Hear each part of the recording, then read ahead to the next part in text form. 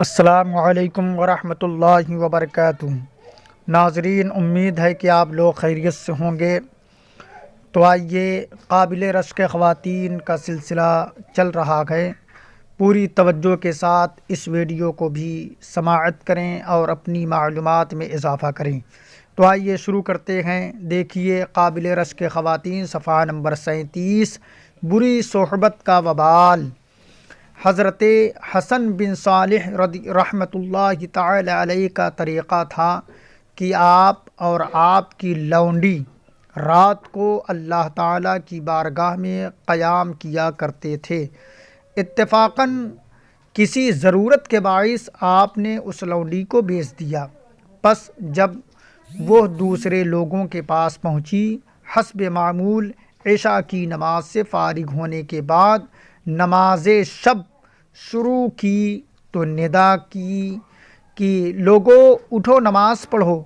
انہوں نے جواب دیا کہ ہم تو صبح پڑھیں گے۔ جب کچھ دن یہی معمول رہا تو وہ آپ کے پاس حاضر ہوئی اور عرض کی کہ آپ نے مجھے ایسے لوگوں کے ہاتھ فروخت کر دیا ہے کہ جو تمام رات سوتے رہتے ہیں۔ مجھے اندیشہ ہے کہ ان کو آرام کرتا دیکھ کر کہیں میری ہمت بھی پست نہ ہو جائے۔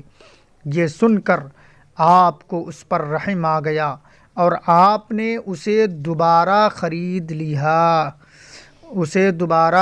لیا۔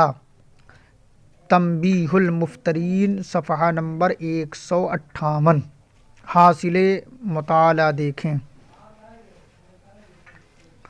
سبحان اللہ، جنہیں آخرت کی حقیقی لگن حاصل ہو جائے تو پھر انہیں اس راہ میں آنے والی کسی آزمائش و تکلیف کی پرواہ نہیں رہتی۔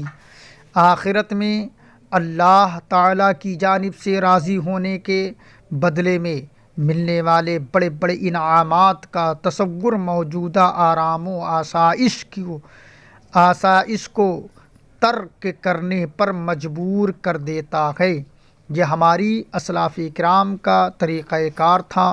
افسوس ایک ہماری صورتحال ہے کہ دل میں جنت کی تمنا ہے، عذاب قبر کا سامنا کرنے سے گھبراتے ہیں، میدان محشر کی ذلت و رسوائی کو پسند نہیں کرتے اور جہنم کے شعلوں سے دور رہنے کا شوق بھی ضرور رکھتے ہیں، لیکن ان تمام چیزوں کے لیے نیک اعمال کرنے کے لیے بالکل تیار نہیں۔ نہ تو ہمیں فرض نمازوں کی پرواہ ہے اور نہ رمضان کے روزوں کا کچھ خیال، نہ زکوٰۃ ادا کرنے کو دل مانتا ہے اور نہ غریبوں کی امداد کے لیے ذہن تیار۔ گناہ چھوڑنے کا تو تصور بھی نہیں آتا۔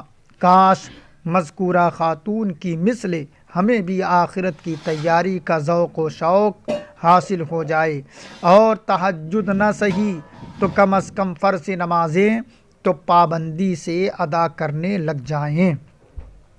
بری صحبت اپنا اثر ضرور دکھاتی ہے۔ انسان بے نمازی کے پاس بیٹھ کر عبادت سے بیزار، جھوٹ غیبت میں مبتلا کے پاس رہ کر زبان کی آفتوں کا شکار اور فیشن پرست کے پاس وقت گزار کر دنیا کی محبت میں گرفتار ہو جاتا ہے۔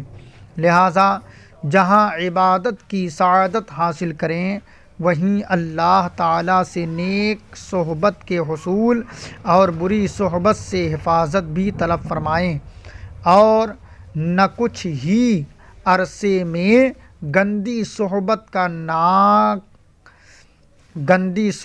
ناگ عبادت پر ہمت و استقامت کو ڈس کر مردہ کر دے گا۔